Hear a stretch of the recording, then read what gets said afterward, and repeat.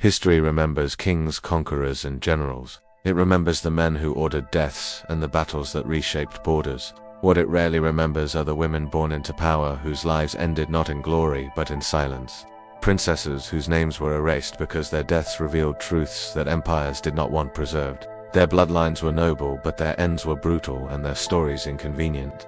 In royal courts, a princess was never truly a person.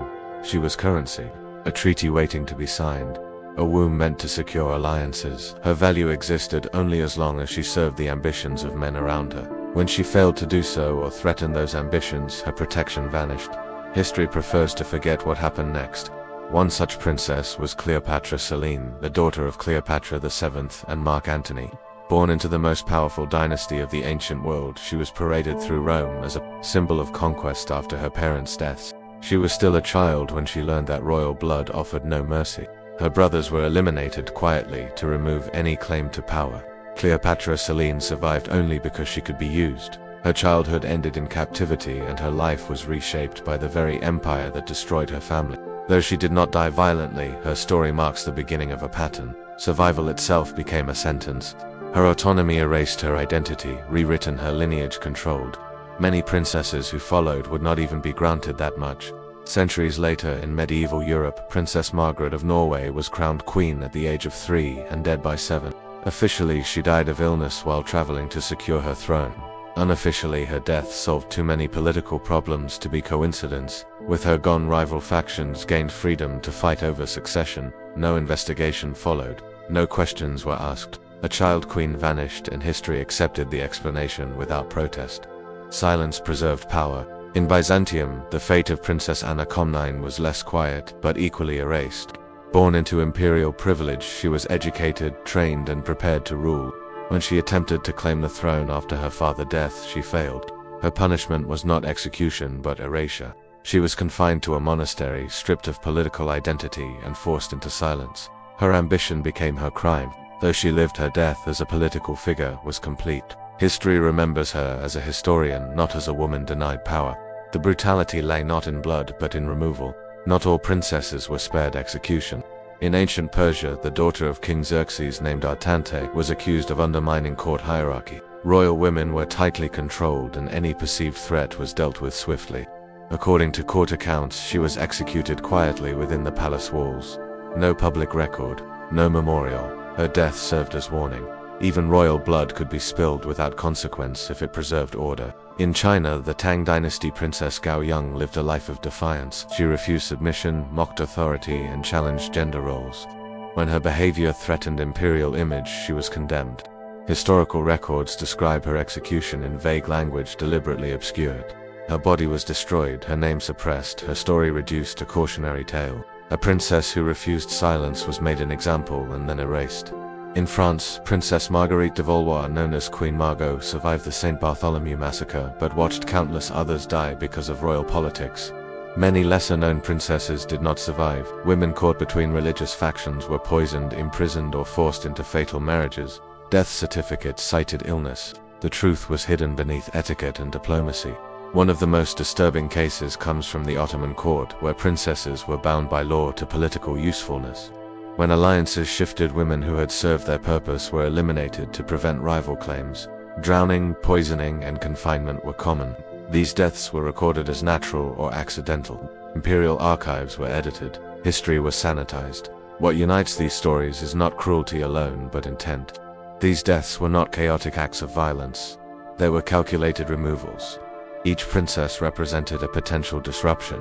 Each death restored balance for those in power. History rewarded stability, not truth. Royal chroniclers played their role well. They softened language, omitted names, and framed brutality as necessity.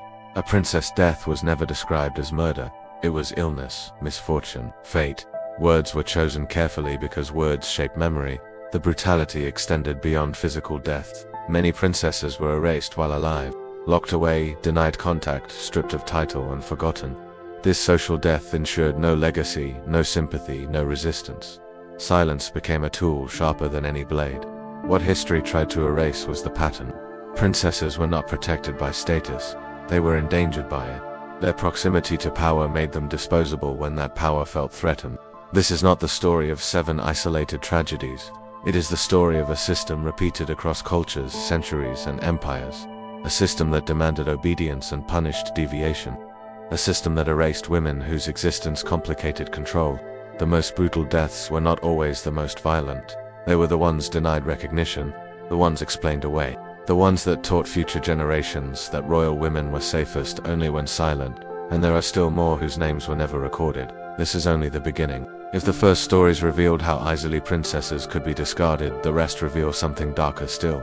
That erasure was not accidental, it was deliberate. Across empires, the death of a princess was not merely tolerated, it was often necessary. Royal women existed too close to power, and power does not tolerate uncertainty.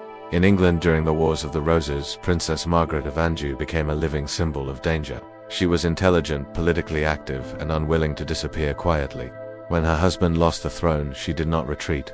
She fought, negotiated, and inspired loyalty that made her intolerable. Her downfall was not marked by execution, but by imprisonment, humiliation, and the slow destruction of her influence. Her son was murdered, her cause erased. She lived long enough to watch her bloodline extinguished. History often spares her life, but forgets the cruelty of survival itself. A princess kept alive without power is not spared, she is silenced. In Scotland, Mary Queen of Scots remains one of the most famous royal women in history, yet even her story is filtered through myth. What is often softened is the calculated nature of her death. She was not executed for a single crime. She was removed because her existence threatened stability. She represented an alternative legitimacy. Her blood alone was dangerous. Her execution was framed as lawful and reluctant. In truth, it was inevitable. A princess who could inspire loyalty could not be allowed to live. In Russia, the fate of Grand Duchess Olga Nikolaevna and her sisters reveals how quickly royalty becomes disposable when power collapses. They were not killed for what they did, but for what they represented. Symbols of an old order cannot coexist with a new one. Their deaths were hidden, confused, and later disputed because the reality was too unsettling. Innocence offered no protection. Youth offered no mercy. Royal blood was no shield. In Mughal India, Princess Jahanara Begum lived at the center of empire. Intelligent, educated, and deeply influential, she navigated court politics with skill. When power shifted, she was spared execution, but stripped of influence, confined, and sidelined. Her brother ordered the elimination of rivals, including royal women less fortunate than her. Mughal records speak of illness or retirement. Reality was confinement and disappearance. Death did not always require violence. Silence accomplished the same goal. In the Aztec Empire, royal women captured in political conflict were subjected to ritual death framed as divine necessity.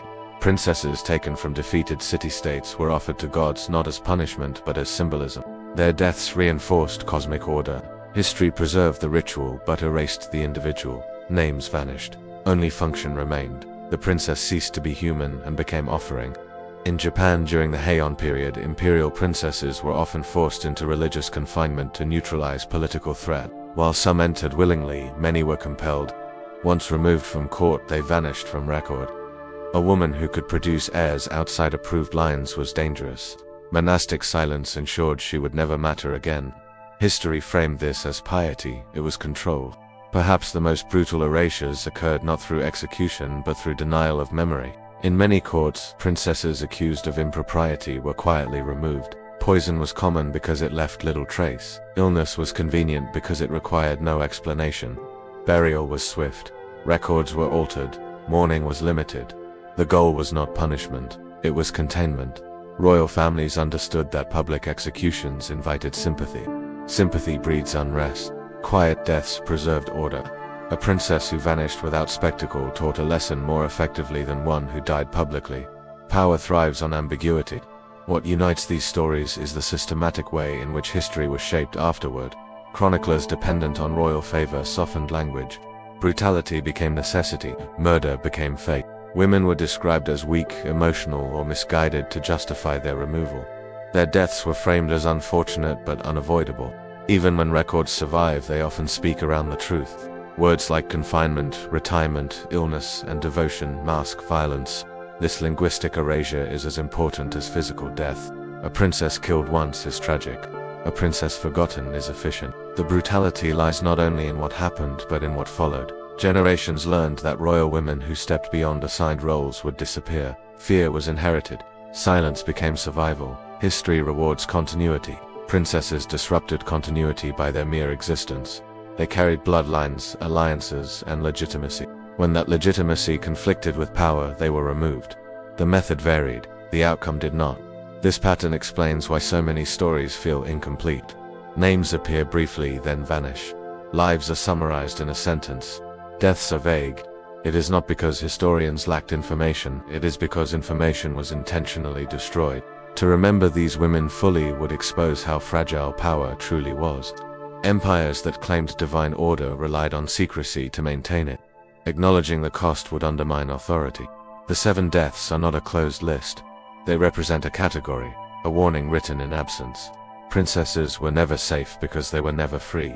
Their proximity to power made them expendable. History prefers to remember crowns and victories. It forgets the women removed to protect them. But absence speaks. Silence accumulates, and when examined closely, it reveals a truth that empires tried desperately to hide. Royal blood was not a shield, it was a liability, and that is why these deaths were erased.